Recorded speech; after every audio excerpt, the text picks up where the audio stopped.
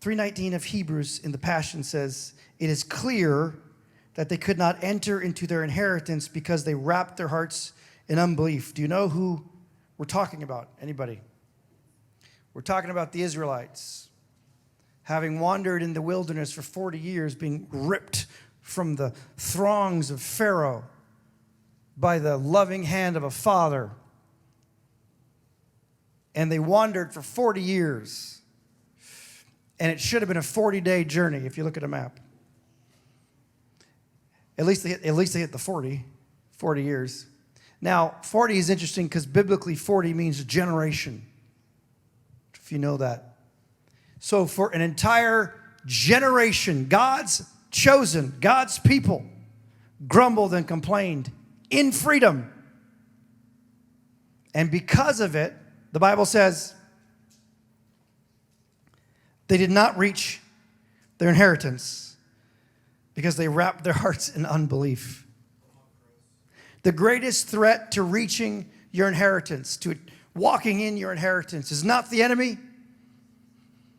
It's not Twitter. It's not Facebook, although it seems like it sometimes.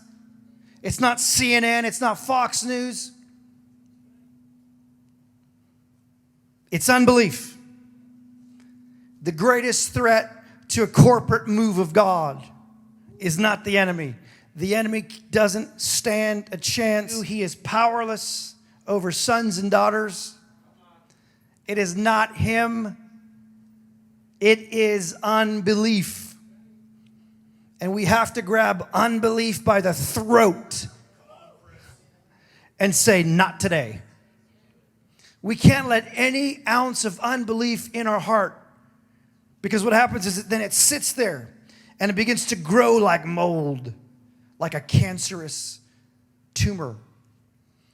And then one day we wake up and we go, I don't even know if I believe God is who he says he is after all. But you didn't just jump from one point to the next. It was years of doubting God. And to one day you go, I don't even know if God is God. We see deception all over the place. I mean, I've had friends I've ministered with years ago. But I mean, I look at their Facebook posts now and I'm going like, are you guys even saved? Like, you have any friends like that? You're like, what happened to you? What happened?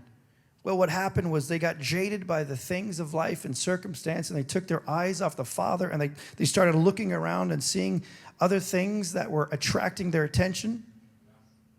False gods. And they let unbelief creep and creep and creep into the heart. And they're powerless right now.